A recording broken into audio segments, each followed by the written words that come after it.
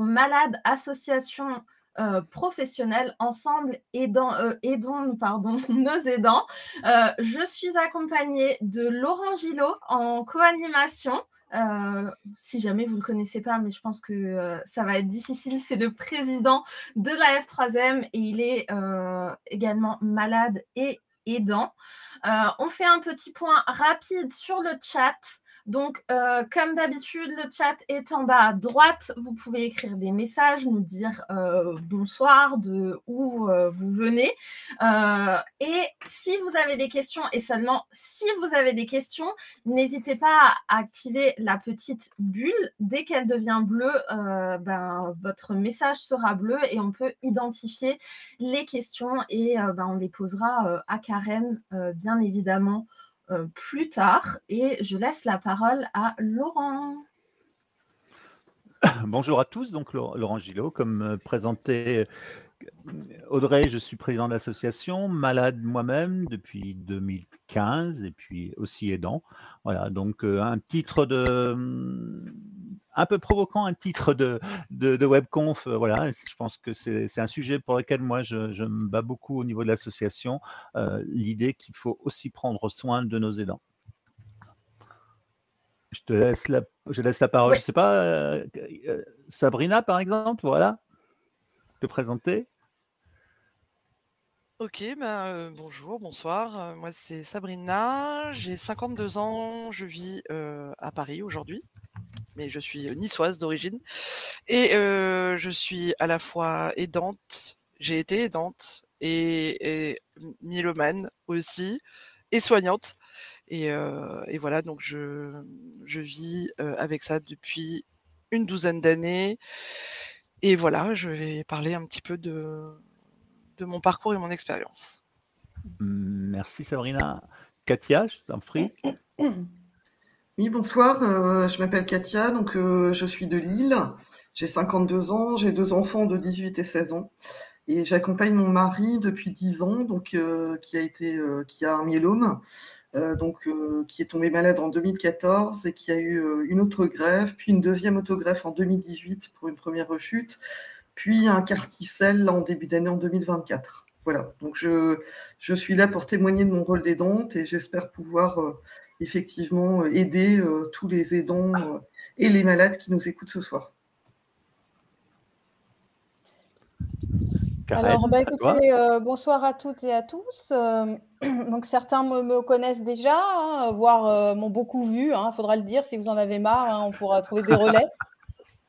Donc, effectivement, moi, je suis psychologue et oncopsychologue en particulier, puisque c'est ma formation. J'ai un DEU de psycho-oncologie depuis 27 ans. J'ai travaillé 20 ans à l'hôpital en oncologie, en hématologie.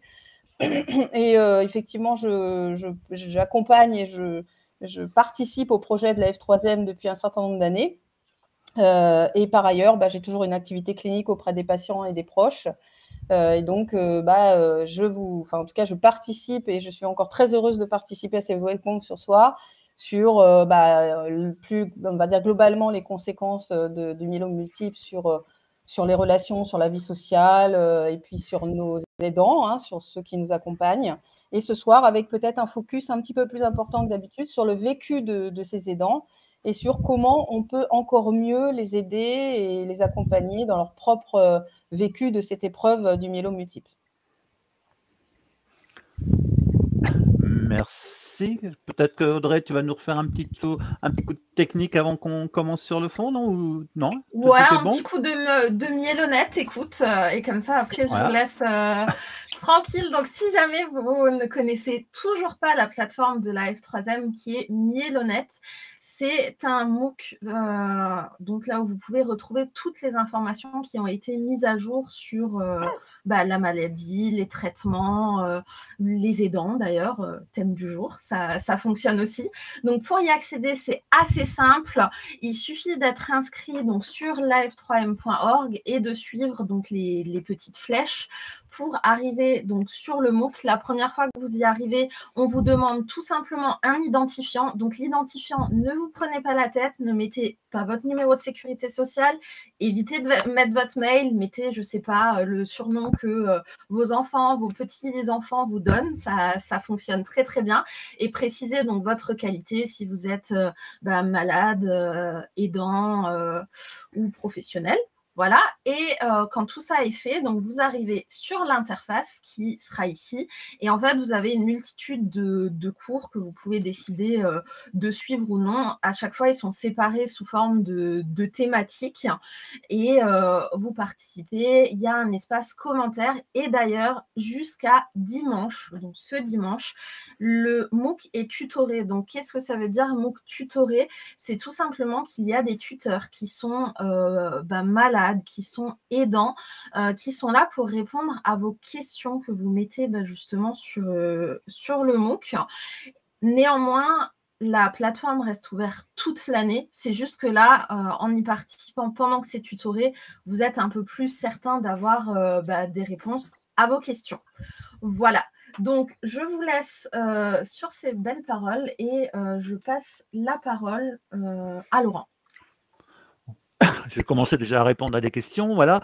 Donc je vais laisser moi, voilà. Juste, je l'ai dit tout à l'heure, hein, c'est important pour moi et pour l'association le rôle des aidants. Hein, voilà, il faut pas oublier parfois il y a des malades qui n'ont pas d'aidants. Et ça, c'est encore, et par expérience, on voit que c'est encore plus difficile. Donc voilà, le rôle des aidants, c'est quelque chose sur lequel l'association la F3M c'est pas marqué dedans dans l'association des malades multiples, mais dès le départ, c'était une association de malades et de proches, parce que le mot aidant n'existait pas. Mais voilà, c'est quelque chose à laquelle on tient beaucoup. Donc je vais laisser Sabrina témoigner sur son expérience d'aidante qui a aidé sa maman, qui est décédée d'un myélome et qui elle-même a été diagnostiquée d'un myélome indolent. Vas-y, Sabrina. Oui, alors, mon parcours est effectivement un peu atypique. J'ai été diagnostiquée du myélome en 2012 et donc j'ai dû me familiariser avec cette nouvelle et avancer avec cette nouvelle. Et ma maman a été diagnostiquée en 2016 et je me suis retrouvée donc très rapidement à... J'ai pas envie de dire assurer la gestion, mais c'est un peu ça, parce qu'il y a tellement de choses qu'on met à l'intérieur du fait de devenir aidant. Il n'y a pas que le contexte familial, il n'y a pas que le contexte affectif, mais il y a aussi tout ce qui nous tombe dessus et qu'on doit gérer. Donc je me suis retrouvée dans cette position, évidemment malgré moi, et j'ai dû faire avec mes propres émotions et cette nouvelle que donc ma mère avait aussi le myélome. On s'est retrouvés toutes les deux avec la même pathologie. Et évidemment, j'ai pris le train en marche et je l'ai accompagnée pendant donc 4 ans, entre 2016 et 2020, puisqu'elle m'a quitté le 25 décembre 2020 à Nice. Et voilà, donc ça a été très, très compliqué de se mettre dans ce rôle, déjà d'une part parce que je suis sa fille, parce que je ne parle pas au passé, je parle encore au présent, parce que c'est compliqué de prendre du recul, mais j'ai quand même pris à bras-le-corps cette situation parce qu'elle n'était plus du tout en capacité de gérer sa maladie, et j'ai dû mettre la mienne de côté, et j'ajoute un paramètre supplémentaire. J'étais, parce que maintenant j'ai arrêté mon métier, mais j'ai été soignante pendant 18 ans et j'étais en fin de vie, dans le domaine de la fin de vie et du soin palliatif. Donc tout ça s'est percuté pendant cette longue période de 4 ans. Et j'ai évidemment beaucoup culpabilisé. Parce que je ne savais plus comment faire, quoi faire, dans quel ordre. La gestion des rendez-vous, la gestion émotionnelle aussi de l'état de ma maman, parce que c'est pas évident.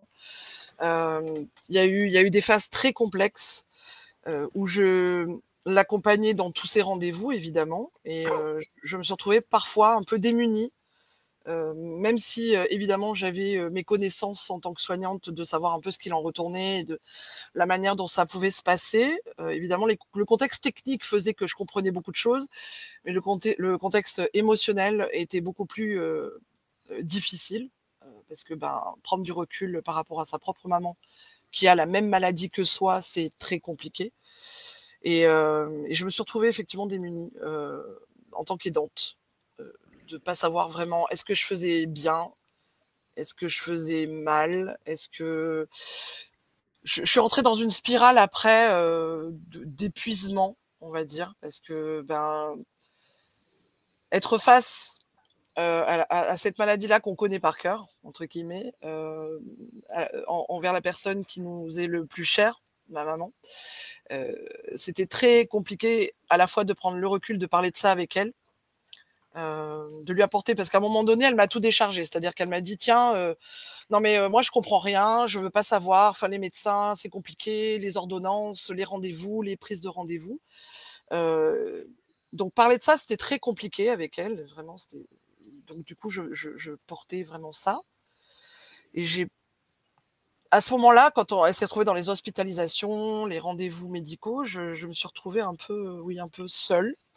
J'avais du mal et à la fois à dialoguer avec elle et à dialoguer avec les équipes pluridisciplinaires, parce que c'est pas forcément évident. Il y a beaucoup de patients, c'est complexe. Tout est très complexe. Et j'ai quand même trouvé du réconfort, évidemment, parfois sur les groupes Facebook, évidemment de différents types de malades du myélome sur Facebook, des adhérents de la F3M notamment. On cherche des réponses, on ne trouve pas forcément tout, mais ça m'a quand même apporté un soutien un peu indirect, de façon à pas craquer. J'ai un petit peu soulevé le voile quand je vous avais au téléphone sur le fait d'être dans cette culpabilité, parce que moi je suis diagnostiquée effectivement depuis 2012 et que j'ai un myélome indolent et que ma maman elle ça a été beaucoup plus virulent et agressif, et du coup on s'est retrouvé un peu dans une espèce de dualité entre ce que moi je vivais de mon côté et ce que ma mère affrontait. Et finalement, j'ai fini quelque part par vivre par procuration tout le parcours qu'elle a affronté en lui tenant la main. Et c'était vraiment très, très difficile et complexe. Au-delà de l'épuisement moral, il y a l'épuisement évidemment physique aussi, parce qu'on court partout. Alors, j'ai pas forcément. Après, je peux aussi être dans la culpabilité de me dire j'ai pas cherché beaucoup d'aide aussi en même temps quelque part, parce que peut-être que j'aurais dû me rapprocher de certaines assos, voilà, pour peut-être un peu souffler. Mais je trouve que être aidant, c'est compliqué. C'est vraiment très complexe en fait, parce que, surtout en plus quand on est malade, c'est vraiment très particulier, parce qu'on est à la fois, on a envie de donner beaucoup, de régler tous les problèmes, toutes les problématiques, de tout gérer, de tout porter, et on s'oublie aussi, hein, donc forcément, mais c'est normal. On trouve ça normal complètement de se mettre de côté, parce que le plus urgent, c'est d'être là pour l'autre, et voilà, donc on arrondit les angles, on est dans l'écoute, la bienveillance, on fait en sorte que l'autre avance et fait son chemin dans cette maladie de la manière la plus douce possible. Mais à la fois, on souffre à l'intérieur. C'est très compliqué. On hurle à l'intérieur, en fait, parce qu'on est de façade. On a l'impression qu'on n'a pas le droit de forcément montrer ses émotions pour pas affaiblir l'autre, hein, donc la personne malade. Et on prend beaucoup sur soi. Donc, ça a été un long chemin. Un long chemin, oui. Oui. Juste par rapport à ce que tu me disais, et en plus la particularité, c'est que tu étais à distance de ta maman, hein. Oui, Toi, tu alors il y a étais sur eu. Paris Ouais. et elle était sur Nice, je crois, hein. Effectivement, il y a eu une complication supplémentaire, parce qu'elle a été diagnostiquée en 2016 et j'ai quitté Nice en 2019. Et forcément, oui, je faisais la gestion de sa maladie à distance, et je descendais évidemment très souvent à Nice parce que elle avait des hospices, il y avait des choses à gérer par rapport à son appartement, ses retours de l'hôpital, d'hospitalisation, et c'était très compliqué parce que tout le monde m'appelait en fait. Moi, j'étais des fois donc à Paris et je me retrouvais avec même les ambulanciers. Je t'ai parlé de cette anecdote où on m'appelait en me disant oui, on est en bas de chez votre maman, est-ce qu'elle est prête? Et je leur disais mais alors attendez, on va pas infantiliser ma mère parce qu'en fait elle est là, elle a un téléphone et vous pouvez l'appeler pour lui dire que vous êtes là. Donc c'est vrai que c'était très compliqué parce que en fait j'avais la réception permanente des pharmacies, de l'hôpital, voilà, de tous les intervenants en fait. Donc ouais, c'était très compliqué avec cette distance supplémentaire. Ça m'a valu des moments de stress énormes. D'avoir ma mère aussi au téléphone dans un état de stress parce qu'il y avait un truc qui avait été oublié ou un rendez-vous qui avait été annulé, il fallait le remplacer. Donc je devais prendre mon téléphone et absolument appeler. Et ouais, des fois, j'étais complètement perdue. Ça m'a vraiment provoqué des situations de stress très intenses, le fait d'être aussi avec cette distance-là. Ok. Je Voilà, sais pas donc, si ouais. Karen, un dialogue peut-être avec quelques minutes Oui. d'un échange. Karen, si tu veux bien réagir ou parce que je pense merci Sabrina. Alors c'est vrai que cette situation est très particulière. Alors, oh, on a un problème de son, Karen. La position des dents, mais pourtant j'ai remis le micro. Ouais, C'est Karen, bon. enlève juste ta Vous m'entendez caméra ou pas, là sinon, pour être sûr qu'on t'entende bien, s'il te D'accord. plaît, merci. Et alors, excusez-moi, c'est peut-être un petit problème de réseau et du coup, on peut peut-être pas voir le son et l'image. On a le son. Donc, en tout cas, ce que je disais, c'est que cette situation est particulière dans la mesure où, Sabrina, vous êtes vous-même, en tout cas, vous avez un diagnostic et que vous vivez avec un certain niveau d'incertitude et de vulnérabilité. Et en plus, vous avez été professionnelle de santé, que vous avez été soignante. Je dirais que ça a compliqué les choses et notamment, je pense que les différents acteurs vous ont particulièrement sollicité et responsabilisé encore plus que n'importe quel aidant parce qu'ils vous ont identifié comme une ressource professionnelle aussi. Et donc, ça, évidemment, ça complique les choses. Alors, par rapport au vécu des aidants, je lis que certains d'entre vous n'ont pas d'aidants à proprement parler, c'est-à-dire de personnes vraiment proches qui soient une ressource particulière. Évidemment, comme disait Laurent, l'absence d'aidants, c'est-à-dire de personnes vraiment en proximité qui s'investissent, qui sont un soutien quasiment au quotidien.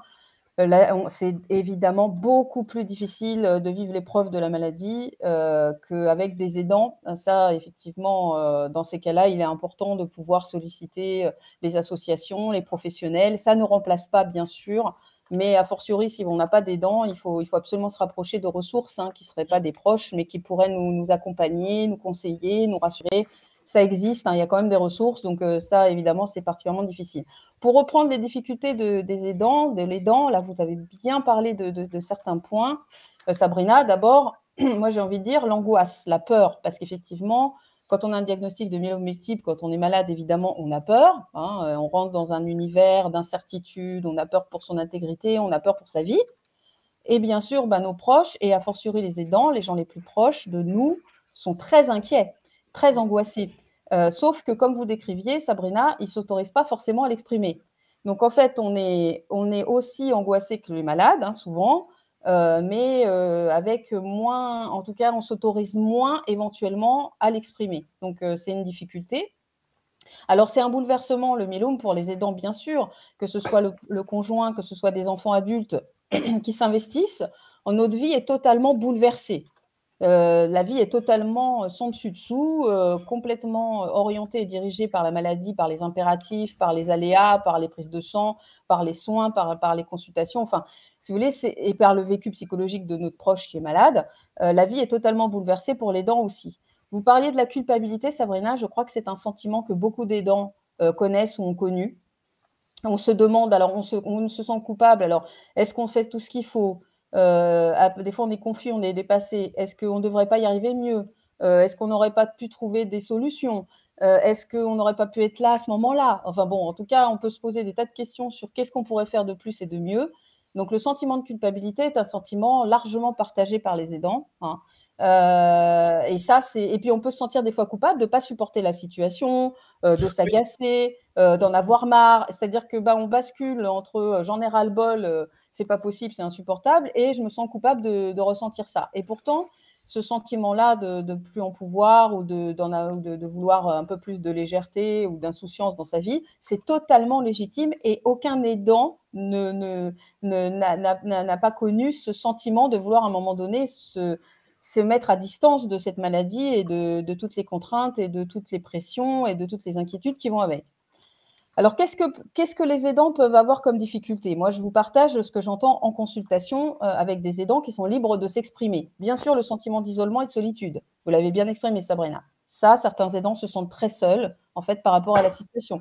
Parce que si vous êtes un aidant un peu exclusif, si j'ose dire, même s'il y a des proches par ailleurs, vous portez quasiment tout, hein. Donc ça peut, le sentiment de solitude. Il peut y avoir un sentiment de colère et d'injustice, comme on le trouve chez les patients. La colère, l'injustice par rapport à cette maladie, les aidants peuvent aussi le ressentir. Il peut bien sûr y avoir cet épuisement physique, psychique, jusqu'à des états dépressifs. On a des aidants qui sont dans des états de dépression, d'épuisement avancé, qui ont besoin d'un accompagnement spécifique. Ce qu'on peut ressentir en tant qu'aidant, c'est aussi un manque de reconnaissance. Alors, pas seulement de la société, mais aussi du patient lui-même. C'est-à-dire que, en dépit des sentiments, de l'affection qu'on peut avoir pour son aidant, on n'a pas toujours des marques de reconnaissance parce qu'on est en souffrance, parce qu'on est fatigué, parce que ce n'est pas dans l'habitude de la famille de le faire. Donc, c'est vrai que l'aidant peut aussi parfois ressentir un manque de reconnaissance de la part du malade lui-même. Quelle difficulté vit l'aidant? Vivre avec l'incertitude. Alors ça, c'est très dur. Alors, vivre avec le myélome multiple, c'est vivre avec l'incertitude. De quoi on peut souffrir aussi? De la réduction de notre vie sociale. C'est-à-dire que toute notre vie sociale, relationnelle, les projets, tout ça, c'est compromis. Alors ça peut être quelque chose qui fait beaucoup souffrir les aidants aussi. Quelles sont les difficultés? La nécessité de contrôler les émotions de cette façade dont parlait Sabrina. Faire bonne figure, ça demande beaucoup d'énergie, c'est très difficile et parfois on n'en peut plus, on sature et on a besoin aussi d'exprimer nos difficultés. Et puis pour les dents, le myélome multiple peut aussi prendre beaucoup trop de place. À un moment donné, on en a marre de vivre avec cette maladie, on en a marre que notre vie au quotidien soit conditionnée par ça, on en a marre de ne pas pouvoir faire de projets, de ne pas pouvoir avoir suffisamment de légèreté dans notre vie. Et ça, c'est totalement légitime. Donc, en fait, on voit que les aidants peuvent rencontrer de nombreuses difficultés. Vous parliez de quelque chose qui est très particulier aussi, Sabrina, que nous, on décrit comme étant le syndrome du survivant. C'est que, a fortiori, parce que vous avez eu vous-même un diagnostic, c'est que parfois, on se sent mal parce que l'autre va mal, parce que l'autre éventuellement a disparu et que nous, on est toujours là. Parce que nous, on est toujours en vie. Ou parce que parfois, on a vécu quelque chose d'heureux. Par exemple, pour nos enfants adultes qui ont eux-mêmes des enfants. Et parfois, moi, j'ai ces aidants qui sont des enfants adultes et qui ont eux-mêmes des enfants et qui ne se sentent pas totalement heureux et investis dans cette bonne nouvelle, dans l'arrivée de ces enfants, de ces petits dans les familles, etc. Parce que quelque part, est-ce qu'on peut se réjouir? Est-ce qu'on peut s'inscrire dans la vie? Est-ce qu'on peut s'inscrire dans la joie alors même que notre proche est malade, alors même que notre proche peut-être est en période palliative, alors même que notre proche est décédé, nous a quittés? Et ça aussi, c'est cette difficulté à associer à la fois la réalité de vivre avec le myélome et de vivre aussi avec la vie, de vivre avec la joie, de vivre avec les bonnes nouvelles. Et c'est pas évident en fait de tout concilier et de se sentir tranquille avec ça. C'est pas toujours évident. Alors voilà un petit peu le petit tour des choses que je voulais dire sur les difficultés des aidants. Vas-y Sabrina, une minute. Par rapport à ce que Karen vient de dire, on sait que dans le principe de l'accompagnement en fin de vie et pour le malade, le patient qui est en fin de vie, il passe par des différentes phases. L'acceptation, la colère, tout ça. Et ça, je l'ai vécu. Chaque phase, je les ai vécues avec ma mère. Et ce qui a été vraiment très culpabilisant, parce qu'on parlait de culpabilité, qui a été vraiment très complexe pour moi de prendre énormément de recul, c'est qu'à un moment donné, mais ça, je sais très bien que ma mère était en phase de comprendre que ça y est, la maladie avait pris le dessus, c'est que, étant justement myélomane, elle m'a reproché d'être moins malade qu'elle. Et ça a été très compliqué à un Mmh. moment donné parce que justement, elle me voyait, malgré le fait de continuer, à être dans l'aide effectivement, mais je ne voulais pas refuser, ayant aussi 2 enfants, d'être que définie par ça. Donc oui, on Bien vivait, sûr. on continuait à vivre, on continuait à donc il y avait ce truc de porter la maison, porter tout et ça a été très difficile de prendre ce recul, d'accepter qu'elle m'en veuille à ce moment-là. Mais ça n'a pas duré, évidemment que ça n'a pas Mmh. duré parce que c'était Mmh. pas, Ouais. son but à elle de penser que j'étais, moins malade qu'elle et que j'aurais peut-être dû être plus malade qu'elle. Non, c'est juste, Alors, en fait, Sabrina, ce que vous décrivez, les aidants peuvent le ressentir et ça peut aussi se projeter sur plein d'autres personnes, sur les professionnels de santé. C'est que face à la colère, au sentiment d'injustice et à l'impuissance quand on est malade du myélome multiple, il peut y avoir des sentiments extrêmement négatifs, de la colère, du ressentiment et ça peut se diriger vers tout le monde, y compris les gens qu'on aime. Mais bien sûr. évidemment, ça n'a absolument rien à voir avec, vous, Ah oui. ni avec, votre engagement. Ça a à voir avec, cette colère, ce sentiment d'injustice et cette impuissance qui va se projeter vers l'extérieur. Mmh. Parfois, ce sont les proches, très injustement, bien sûr. Parfois, ce sont les professionnels de santé.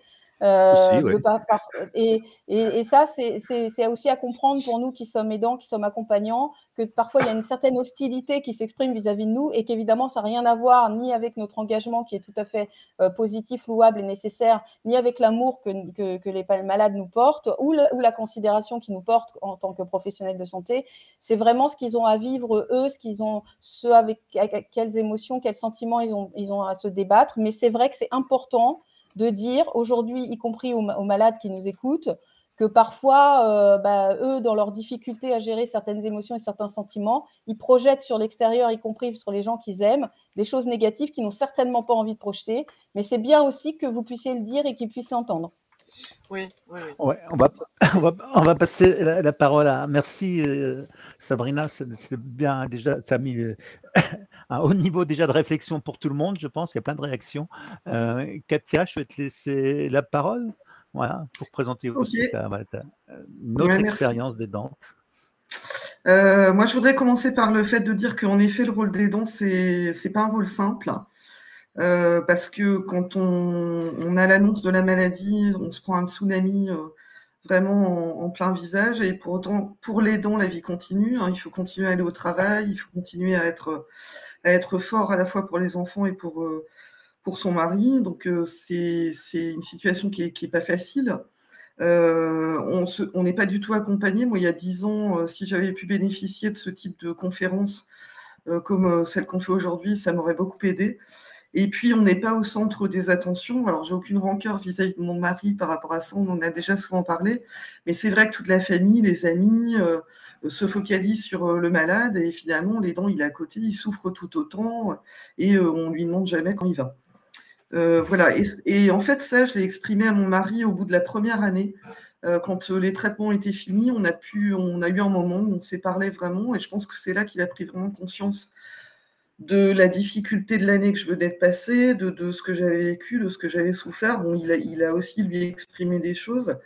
Et je pense que la première année de traitement et qui suit cette annonce de la maladie, c'est un vrai tsunami. Et en fait, on vit à des temps différents. C'est-à-dire que pour l'aidant, on continue à avoir une vie entre guillemets normale, on continue à élever ses enfants, à travailler, voilà. Le malade, il est pris en charge avec tout un protocole très compliqué, avec des effets secondaires, il souffre, etc. Et je pense qu'on est dans des temps décalés qui font que par moments, on n'arrive plus à se comprendre. Donc il y a des moments où on va se retrouver, d'autres moments s'éloigner. Et donc cette première année, pour moi, elle a été très chaotique.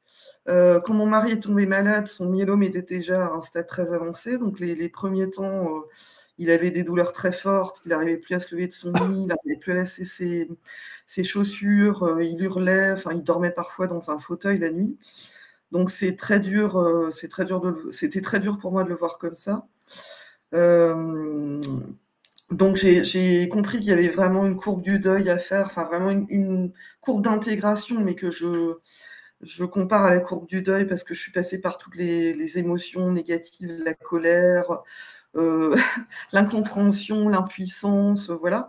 Et je pense que ce qui m'a le plus animée, c'est ce sentiment d'impuissance. Je ne voyais pas ce que je pouvais faire pour lui, à part être là, à part être souriante, l'aider, etc.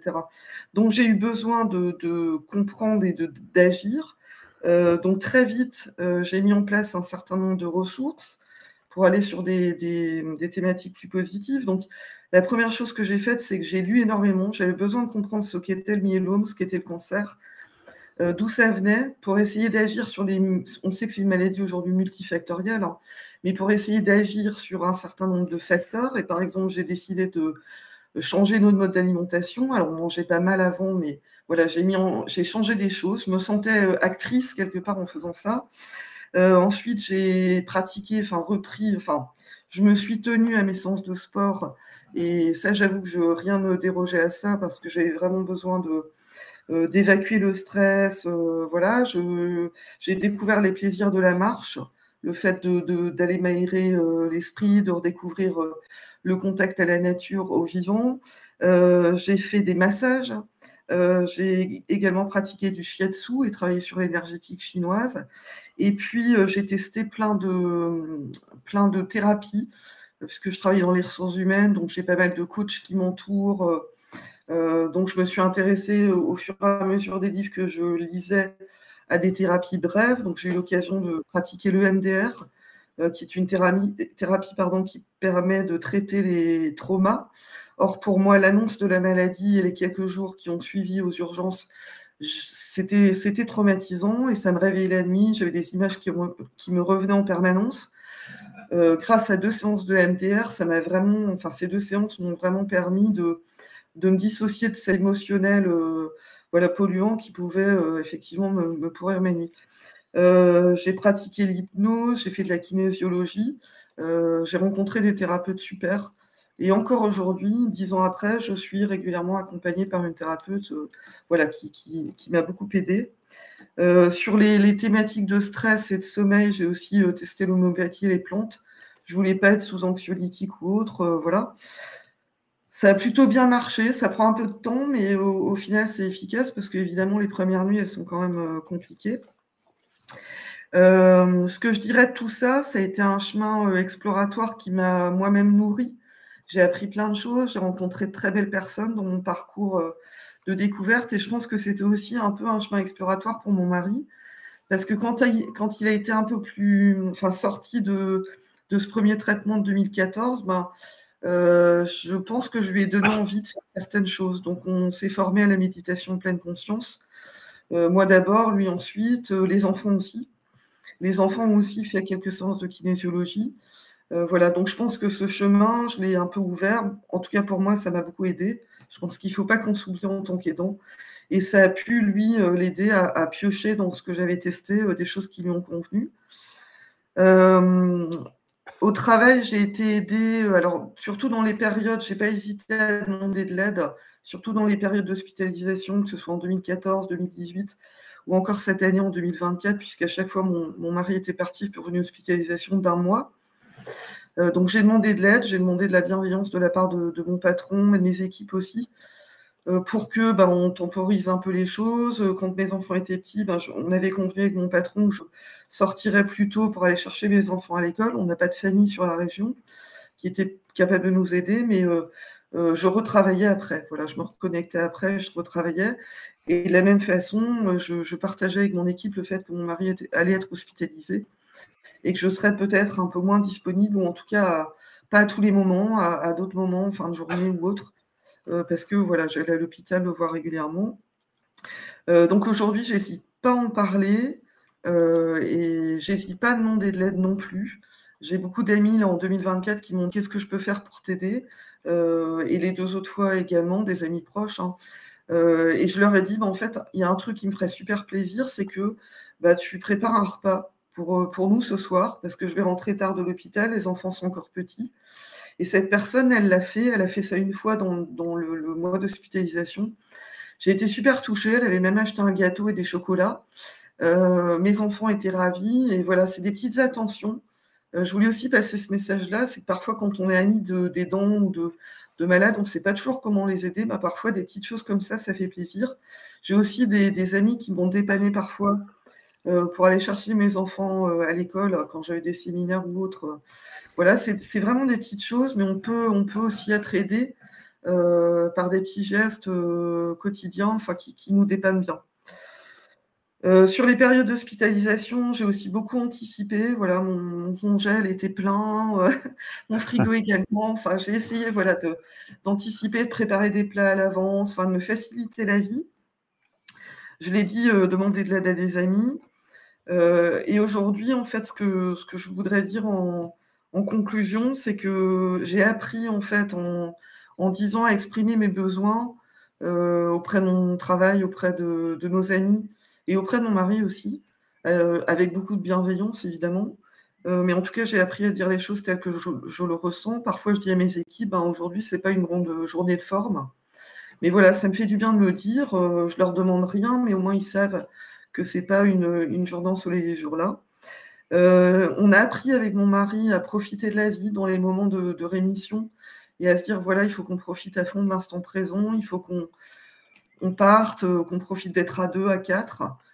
Donc ça, je le dis aussi parce qu'à la sortie de du premier traitement de mon mari, de cette première année très éprouvante, j'avoue que j'avais un peu d'appréhension à repartir en vacances. Je me disais, c'est comme une épée de Damoclès. Est-ce que si on part, ça va pas nous retomber dessus? Enfin, voilà, et on l'a fait, ça nous a fait beaucoup de bien et je pense qu'il faut vraiment, voilà, se faire confiance, croire que la maladie, enfin, être convaincu que la maladie ne reviendra pas tout de suite et essayer de reprendre, autant que faire se peut, une vie normale. Et puis ça nous a fait grandir, l'un et l'autre, enfin nos enfants, tous les 4, et ça nous a extrêmement soudés aussi, parce qu'on a eu l'occasion de partager, des moments très durs tous ensemble, des moments de joie, mais aussi de difficultés. Donc je ne suis probablement plus la même et mon mari et mes enfants non plus qui a 10 ans. Voilà, si on devait trouver une chose positive dans ce fameux myélome. Merci Katia. Je pense que tu en as dit pas mal quand même des choses positives. Tu as dit aussi beaucoup de choses difficiles à vivre que tu as vécues avec beaucoup de voilà, tous les traumatismes que ça a pu engendrer pour toi et toute la famille, mais aussi tu as apporté aussi beaucoup de réponses et de choses positives dans ce que tu as vécu. Je te remercie énormément. Je veux juste avant, oui, tu veux peut-être dire quelques mots? Non, je vais, Karen, ou tu veux réagir tout de suite? Comme tu veux, Karen. Je vais. C'est ça que ça veut dire, j'y vais. OK. Va Juste, voilà, Vas-y, vas-y. OK. Juste donc, sur les alors, faut être bien clair, hein, voilà, comment Katia a parlé beaucoup de ses ressources, familiales, d'environnement, professionnel aussi, hein, le milieu professionnel. Parfois, il y a des milieux professionnels qui comprennent pas ce qui se passe dans la vie de l'aidant ou du malade et puis il y en a aussi qui comprennent. Tout n'est pas si voilà, c'est vraiment il y a vraiment des situations très variées. Ce que j'ai envie de dire d'un point de vue, il y a des solutions qui existent, hein, d'aide. La première chose que j'ai envie de dire, c'est que parfois, les malades comme les aidants ne mettent pas en place les dispositifs d'aide matérielle qui existent et qui peuvent être, là et qui soulagent aussi l'aidant. Par exemple, du style, un lit médicalisé quand il y a besoin. Le malade ne veut pas forcément parce que voilà, ça rappelle l'hôpital et cetera, mais pour l'aidant d'avoir un lit médicalisé, ça peut aussi faciliter énormément la vie. Donc il y a toutes ces mesures-là qui sont parfois pas mises en place parce que soit on les connaît pas ou soit parce qu'on les refuse aussi, et quand je dis on les refuse, ça peut être le malade aussi qui les refuse, donc c'est vraiment, la première chose à faire à faire en 1er, je dirais de voir tout ce qui existe, hein, tout ce qui existe. Alors je sais bien, alors là vous allez me tomber dessus moi, c'est par rapport à la MDPH notamment, la longueur des dossiers pour mettre en place une aide, voilà la MDPH, peut aider, hein. La MDPH, c'est la maison départementale de la personne handicapée. Alors c'est compliqué parce que pour le malade, c'est de se dire, il y a le mot handicapé. Est-ce que je suis handicapé? En fait, la question se pose pas comme ça, c'est, je suis, voilà, la maladie fait que je ne peux pas vivre, j'ai un désavantage par rapport à ce que j'étais avant et la société, notamment à travers soit la maison la la MDPH ou soit par rapport pour les personnes plus âgées, tous les dispositifs d'APA, doit apporter des solutions qui peuvent, réduire à minima ces désavantages. Donc ça, c'est une première chose. Après, Katia disait il y a 10 ans, elle avait eu il manquait énormément de choses, hein, elle s'est retrouvée toute seule dans sa position d'aidant. Le mot aidant, je ne suis pas sûr, il y a 10 ans, il était tout juste au début, hein, il n'était pas tellement employé, je pense, c'était vraiment tout juste. Aujourd'hui, il y a des ressources, il y a des associations, il y a un collectif Je t'aide. Si vous avez besoin d'informations sur notamment tout ce qui est… Alors, les dispositifs qui ont été mis en place, hein, par les différents gouvernements sont très insuffisants. La reconnaissance du statut d'aidant est encore très insuffisant, mais il y a des choses qui existent quand même, avec notamment le partage de congés, des choses comme ça, comment on appelle ça, il y a les jours de congés en tant qu'aidant, une partie peut être rémunérée, mais dans certaines conditions très strictes, donc très restrictives aussi. Mais ça existe, et toutes ces informations-là, vous allez le trouver en premier sur le collectif Je t'aide, qui regroupe un nombre important d'associations qui sont dans l'aide. Alors, il y a des associations spécifiques, hein, il y a eu beaucoup de choses de faites dans l'aide aux aidants pour les maladies d'Alzheimer et autres, mais pas seulement. Et puis, il y a la Compagnie des aidants, hein, qui fait partie aussi du collectif. Et puis la Ligue contre le cancer, il y a toutes les informations sur la Ligue contre le cancer, sur le site de la Ligue contre le cancer depuis quelques années. Il y a vraiment toutes les informations sur les aides techniques, sur les aides financières trop restreintes, je suis d'accord, qui existent. Voilà. Il faut, d'une manière générale, je dirais, les ressources sont insuffisantes, mais celles qui existent, n'hésitez pas à c'est un droit de se faire aider, hein. C'est pas une mône, il n'y a pas à se culpabiliser, mais voilà, c'est un droit de se faire aider, et c'est la moindre des choses d'exercer ce droit. Voilà ce que je voulais dire sur les ressources, hein. Je ne vais pas rentrer dans les… alors, il y a juste Françoise qui… Nous avons tous droit à la MDPH. Alors, la MDPH, c'est pour les personnes de moins de 60 ans, hein, pour tout ce qui est des aides.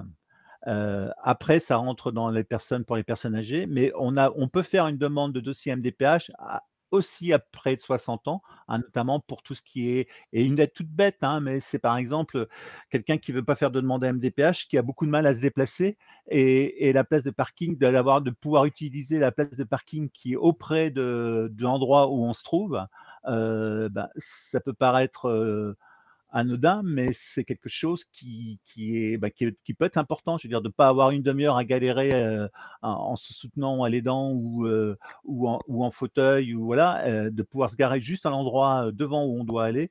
Ça, c'est par la MDPH que vous aurez le droit à cette reconnaissance-là et à cette carte d'accès. Voilà, c'est vraiment quelque chose de… Toutes ces démarches-là sont absolument à faire quand on a… Voilà, c'est pas simple, il faut reconnaître, et voilà, il faut se dire j'ai besoin d'aide. Le mot handicapé, il n'est pas forcément facile à vivre, le mot malade non plus, mais il faut vraiment se dire quelles sont les aides que je peux avoir pour diminuer les désavantages que me donne cette foutue maladie. Et par conséquent, qu'elle donne aussi, comme l'a si bien décrit Katia et Sabrina, à l'entourage. Juste un petit mot là dans ce que j'ai écrit soutien psychologique, hein. Moi, j'ai découvert par hasard, en étant, je vais me dire dans mon témoignage, mais quand on est malade suivi dans un centre antidouleur du CHU, les proches peuvent consulter à ce titre-là les psychologues du centre antidouleur du CHU. Voilà. C'est pas forcément su, mais voilà, c'est aussi une possibilité. Les centres antidouleurs, les professionnels paramédicaux de l'hôpital sont là aussi pour l'entourage. Oui, merci Laurent pour cette précision. Donc, je vous le confirme, hein, beaucoup de psychologues dans les services déjà d'hématologie peuvent accueillir les proches, alors en présence du patient ou pas. Donc ça, c'est poser la question. Et puis effectivement, ensuite au niveau associatif, au niveau de la Ligue contre le cancer, il peut y avoir des soutiens psychologiques proposés aux aidants. Et de façon générale, vous pouvez aussi vous intéresser au dispositif Mon Parcours Psy, c'est-à-dire que bon, ça ne marche pas partout et ça va sûrement s'améliorer encore. Je crois que ça sera mieux, on sera de plus en plus nombreux à adhérer au dispositif. Mais même les psychologues en ville aujourd'hui peuvent être une ressource, y compris pour les aidants. est pris en charge par la sécurité sociale et par les mutuelles. Donc voilà, c'est un dispositif qui était encore assez peu développé, mais qui devrait s'améliorer d'ici la fin de l'année. Donc sachez aussi que vous avez la possibilité d'avoir cette prise en charge sécurité sociale pour un accompagnement psychologique, voilà, dans ce cadre-là, comme dans n'importe quel cadre, en tant qu'aidant, notamment par rapport aux difficultés que vous rencontrez. Laurent, peut-être avant que moi je rebondisse un petit peu sur aider un peu, comment on peut plus aider les aidants, c'est vrai qu'on souhaitait que tu puisses témoigner de ta situation personnelle, puisque tout en ayant toi-même à vivre avec le myélome et à être aidé par ton épouse notamment, je sais que tu as été amené à devenir un aidant, principalement un aidant auprès de ton épouse. Tout à fait. Donc par rapport à le témoignage de Katia m'a beaucoup parlé parce que j'ai vécu le début de mon myélome un peu comme Jean-Pierre, en étant de manière très violente, ne pouvant plus bouger, hurlant, enfin dormant dans le fauteuil. J'ai fait à peu près les mêmes bêtises que Jean-Pierre, quoi, de pas pouvoir mettre ses chaussures, etc. Donc et d'infliger, ouais, le mot me vient, mais je pense que ça, d'infliger à mon épouse, ben, le fait de m'aider matériellement de manière aussi proche. Donc voilà, donc ton témoignage faisait pas mal écho à ce que j'ai vécu. Donc je vais pas trop y revenir, juste aussi dire que voilà, en tant que malade, je te rejoins, Katia, sur le fait de l'importance d'en parler et d'aller, notamment au niveau professionnel, d'aller chercher, souvent quand les proches, pas forcément les maris, mais enfin les amis, etc., ont peur d'aider parce qu'ils ne savent pas comment s'y prendre. Et il suffit d'expliquer, de parler, et en parlant, euh, il y a des gens qui étaient incapables de nous aider, qui viennent nous aider, quoi. Juste, voilà, donc moi, ouais, j'ai été malade en 2015, soigné en 2016. J'ai la chance d'être toujours en rémission depuis, avec un bon paquet de douleurs, mais toujours en rémission et quand même plutôt en bonne forme. Et donc, il y a bientôt 1 an et demi, voilà, mon épouse a eu un problème grave de santé qui a nécessité, allez, 2 mois d'hospitalisation, enfin, avec après besoin de beaucoup d'aide, et me retrouver, à la place d'aidant, ça m'a vraiment fait revoir, ce que j'avais fait, je vais dire comme ça, ce que j'avais fait vivre à mon entourage. C'est-à-dire que j'ai posé un autre regard, je n'avais pas forcément toutes les aides qui étaient nécessaires de m'apporter, j'en avais pas forcément conscience. Toute l'aide que pouvait apporter mon entourage à ce moment-là, je parle de mon épouse, de mes enfants, de ma sœur, enfin voilà, et j'avais pas forcément conscience de toute l'importance de cette aide. Elle me venait naturellement, presque, et de le vivre moi après en tant qu'aidant. heu, donc j'ai joué mon rôle d'aidant, mais en même temps, c'est pas forcément facile à vivre, mais je revivais, heu, je revoyais autrement toute l'aide que m'avait apporté mon entourage à ce moment-là. Voilà, ça c'est vraiment, et ça m'a vraiment, ouais, je dirais, en tant que malade, j'ai le sentiment qu'on n'a pas toujours conscience. C'est pour ça que le titre proposé par Ca me va bien, c'est, on n'a pas malade, on n'est pas forcément conscience de ce qu'on fait vivre aux aidants. Et donc l'importance à un moment donné de dire aux malades: «Ben voilà, il y a c'est important ce que toi tu vis, mais il y a aussi ce que moi je vis, quoi». Et ça, c'est vraiment une piste, je pense qu'il faut qu'on approfondisse au sein de l'association. Je sais pas si je peux compléter sur mon expérience, voilà, et puis aussi dans par rapport à ce que j'ai vécu, c'est dire voilà, j'ai quand même vécu pendant quelques années en me disant: «Ben, je serai», voilà, je me préparais à me dire plutôt à partir le premier et à dire: «Voilà, bon, les enfants, voilà, tout le monde, comment ça va se passer une fois que je serai plus là?» Et puis, à un moment donné, les choses peuvent s'inverser, et la vie, voilà, montre que les choses sont pas forcément comme on le prévoyait. Je pensais m'être bien préparé, Et puis, la vie a fait que toute cette préparation, elle est devenue obsolète et qu'il fallait revoir les choses autrement. Et ça a été quand même un grand chambardement. Mmh. Bah, Laurent, c'est hyper important et intéressant ce que tu dis, c'est que les rôles ne sont pas figés.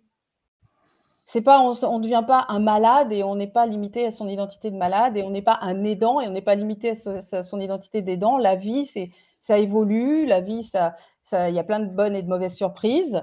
On a la chance aujourd'hui d'espérer pouvoir vivre plus longtemps avec un myélome multiple, voire peut-être encore des meilleures perspectives. En tout cas, ça va dans le bon sens. Et ça veut dire que les situations ne sont absolument pas figées. Par rapport à ce que vous évoquiez, alors Katia, je lisais les réactions des gens quand vous parliez. On voit tout ce que vous avez mis en place, déployé comme énergie, déployé comme ressources, été créative, été adaptative. Vous êtes en fait la super aidante, en fait, Katia, en fait. Et donc, il y a des gens qui se disent, mais comment je vais faire? Mais c'est pas possible. Mais moi, j'y arrive pas. Mais moi, je m'y retrouve pas. Donc, je rassure tout le monde, évidemment. Katia, elle vous a fait une synthèse pendant toutes ces années de tout ce qu'elle a mis en place, de toutes les ressources qu'elle a trouvées. C'est aussi pour ça qu'elle est là, Katia, parce qu'elle est riche de cette expérience. Mais on peut tous trouver des outils, des ressources, on peut tous avancer, on peut tous améliorer petit à petit la situation. Voilà, on n'a pas forcément besoin d'avoir des ambitions extraordinaires. L'idée, c'est de piocher à droite à gauche, d'entendre ce que les autres ont pu trouver, voir ce qui peut nous inspirer, voir ce qui nous parle. Il y a des choses qui sont possibles, il y a des choses qui ne sont pas possibles. Donc, je dirais qu'on peut tous, en tout cas, améliorer notre condition et notre vécu. Et Katia, effectivement, puisqu'elle nous a témoigné de tout ce qu'elle a mis en place toutes ces années, effectivement, ça peut paraître impressionnant et difficilement accessible d'emblée, mais il n'empêche qu'elle a avancé petit à petit, pas à pas. Elle a découvert des choses, il y a des choses qui ont marché, des choses qui n'ont pas marché. Elle vous a dit aussi qu'il y a des moments ça se passait bien et qu'il y avait une forme de proximité avec son conjoint, et puis il y a des moments ça a été beaucoup plus compliqué en termes de communication. Donc elle a un parcours comme aussi dans lequel on peut s'inscrire, avec des difficultés, des hauts et des bas, des moments où on trouve des solutions, des moments où on est découragé. Enfin voilà. Donc en tout cas, je crois qu'on peut si je peux me permettre, Karen, juste, ça fait 10 ans, et dans ces 10 ans, il y a eu 2 rechutes. Donc 3 périodes de traitement. Donc oui, j'ai fait une synthèse. Maintenant, c'est des pistes sur lesquelles j'ai avancé au fil de l'eau. Et en 10 ans, on a le temps quand même d'explorer des choses, quoi. Bien sûr, bien sûr. Mais enfin, je voyais certains en fait qui se décomposaient un petit peu au fur et à mesure en se disant, mais comment je vais faire? Donc en tout cas, c'est très inspirant. Hein, ils le disent aussi que c'est très inspirant. Alors moi, pour rebondir, aider les aidants. Aidons les aidants. Et j'ai eu envie de dire les malades, les professionnels de santé, les associations, aidons les aidants. Hein. Alors d'abord, l'aidant qui s'aide lui-même. Donc on a vu à quel point toutes les deux, vous étiez des aidantes qui s'étaient aidées elles-mêmes. Évidemment, ça veut dire s'exprimer sur ce qu'on ressent. Ça veut dire identifier ses besoins et reconnaître qu'à un moment donné, on est en difficulté. Ça veut dire accepter de l'aide ou accepter de la demander. Hein, Katia, c'est vrai que vous expliquiez qu'à un moment donné, bah oui, on dit ah bah si, en fait, j'accepterais bien que tu me files un petit coup de main. Et ça, c'est pas une évidence, hein, parce que on voit d'ailleurs, Sabrina, que vous nous disiez que bah, ça n'a pas été spontané en fait d'imaginer vous faire aider. Donc déjà, en tant qu'aidant, acceptons d'avoir besoin d'être aidés nous-mêmes, d'avoir besoin de temps pour nous, d'exprimer ce qu'on ressent, de trouver légitime de le dire. Voilà. Et aussi pas tout accepter. Il y a des situations où il y a des manières d'être du malade, etc. Il y a des situations où on ne l'accepte pas, où on ne la souhaite pas. C'est important de communiquer, hein, de ne pas se laisser déborder et ensevelir par tout ça. C'est légitime aussi d'avoir des besoins, c'est légitime d'avoir des difficultés. De manière pratico-pratique, et Laurent nous en a parlé, ce qui est important pour les aidants, c'est que les patients acceptent d'être aidés par d'autres personnes. Que ce soit d'autres personnes, d'autres relais dans l'entourage, des membres de la famille, des amis, des professionnels de santé, des professionnels de manière générale de l'aide, du soutien, de l'accompagnement, parce qu'effectivement, on est très content que notre aidant principal, en qui on a absolument confiance, s'occupe de nous, mais on ne peut pas tout faire peser sur la même personne. Donc, en fait, c'est important, nous, en tant que malades, qu'on accepte, à un moment donné, d'être aidés par d'autres. Et notamment, de mettre tout en œuvre pour aller le mieux possible. Notre proche, ce n'est pas notre psychologue, ce n'est pas une assistante sociale, ce n'est pas une aide-soignante, ce n'est pas une infirmière. À un moment donné, il ne peut pas tout. Et donc, il faut aussi accepter, ce n'est pas facile parce que ce n'est pas toujours confortable de le faire, Et puis parce que l'aidant peut être très, très performant, donc on ne voit pas pourquoi on aurait besoin de quelqu'un d'autre. Mais c'est très important qu'on répartisse un petit peu la charge, qu'on fasse prendre en charge par des professionnels des choses qu'ils peuvent prendre en charge et qu'on sollicite d'autres ressources et qu'on les accepte. Hein, parce qu'effectivement, il faut aussi que l'aidant ne soit pas la seule et unique ressource. Alors, par rapport aux malades, donc on a commencé à accepter effectivement d'autres aides, mais aussi, moi, je pense aussi de renvoyer à notre aidant tout ce qu'il fait pour nous. Alors, c'est vrai, Laurent, tu expliquais qu'à l'occasion de cette expérience où tu t'es trouvé aidant de ta femme en grande vulnérabilité, tu as mesuré ce que ça pouvait représenter d'être dans cette position. Et ben, c'est important que nous, en tant que malades, bien sûr qu'on vit quelque chose de difficile, bien sûr qu'on est souvent débordé par de la souffrance physique, psychique, par des doutes, Enfin, c'est très compliqué d'avoir la présence d'esprit, de faire attention aux autres à certains moments quand on est à ce point envahi par la maladie. Bien sûr qu'on le comprend, hein, mais en même temps, je pense que c'est important d'avoir à l'esprit que nos aidants, les gens qui sont autour de nous, qui essaient de mettre de la bonne volonté, qui sont parfois maladroits, qui ne comprennent pas toujours. Il y a l'incommunicabilité de ce qu'on vit. Vous avez un myélome, vous vivez avec un niveau de fatigue, un niveau de douleur, un niveau d'incertitude et d'angoisse. C'est vrai que vos proches ne peuvent pas toujours le comprendre. Et même, il y a des fois, ils ne peuvent pas le comprendre. Donc ça, il faut juste accepter qu'à certains moments, il y a des choses qui sont pas tout à fait communicables et que parfois vos proches n'ont pas toujours l'attitude adaptée ou celle que vous auriez attendue, ou peut-être qu'il y a des maladresses.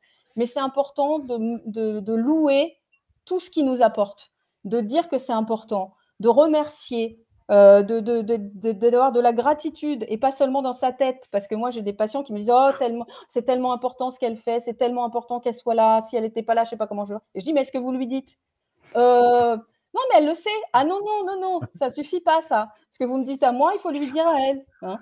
Donc, exprimons tout le positif que ça nous apporte. Dans les moments où on va mieux, dans les moments où on a cette capacité, il faut qu'on leur renvoie des choses positives.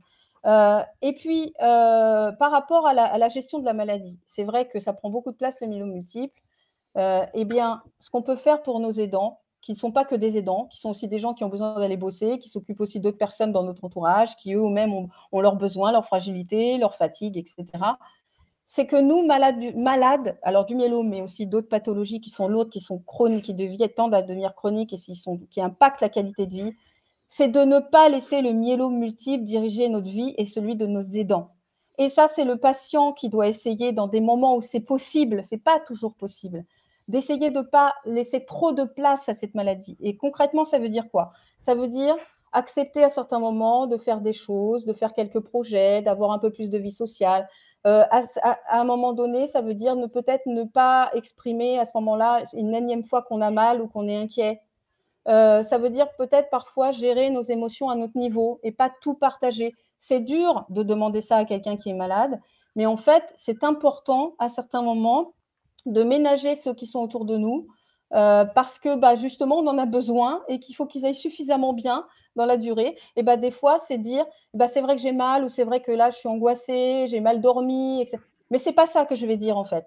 C'est pas ce mot-là que je vais dire, c'est pas de ça dont je vais parler, c'est pas cette place-là que je vais faire à la maladie à ce moment-là. Et ça demande une volonté, parce que c'est déjà pas toujours possible, mais en plus, c'est pas spontané quand on a mal, quand on souffre, quand on est angoissé, mais c'est très important pour nos proches qu'on soit capable à certains moments de pas mettre la maladie au centre de notre vie. C'est très important. Donc voilà pour ce que peuvent aussi les malades et les patients pour nous aidants. Et puis, c'est aussi un truc qui est important, parce que les aidants m'en parlent, c'est être capable de s'excuser. S'excuser, c'est sympa aussi. C'est-à-dire que des fois, on n'est pas, en tant que malade, on n'est pas à la hauteur de nos ambitions, et c'est totalement normal et légitime. Et des fois, quand on trouve que ça n'a pas été très sympa, ou qu'on n'a pas, peut-être qu'on n'a pas été très agréable à ce moment-là, ou que ça a été un peu dur, on peut aussi dire qu'on s'excuse, on peut dire qu'on est désolé, on peut dire qu'on aimerait que ce soit autrement. Et ces petits mots-là, ils sont tout simples, mais je peux vous dire que moi qui accueille des aidants et des accompagnants dans mes consultations, j'entends que parfois, ils aimeraient bien en fait entendre des petites choses comme ça. Ça leur ferait plaisir, quoi. Ça permettrait aussi d'aborder les choses de manière, on va dire, plus équilibrée. Et surtout, ne pas être bloqué dans nos rôles. Parce que là, comme tu l'as dit, Laurent, on reste un couple, on reste les parents de nos enfants. Et ce n'est pas parce qu'on a un myélome multiple qu'on perd nos capacités à être aidants nous-mêmes, à être une ressource, à donner des conseils, à porter de la joie à nos proches. Il ne faut pas abandonner ce terrain-là. On est aussi une ressource pour nos proches, même quand on est malade. Certes fragilisé, certes avec des limites, mais on reste compétent. Et c'est important que les relations qu'on partage avec les autres soient des relations équitables, soient des relations équilibrées.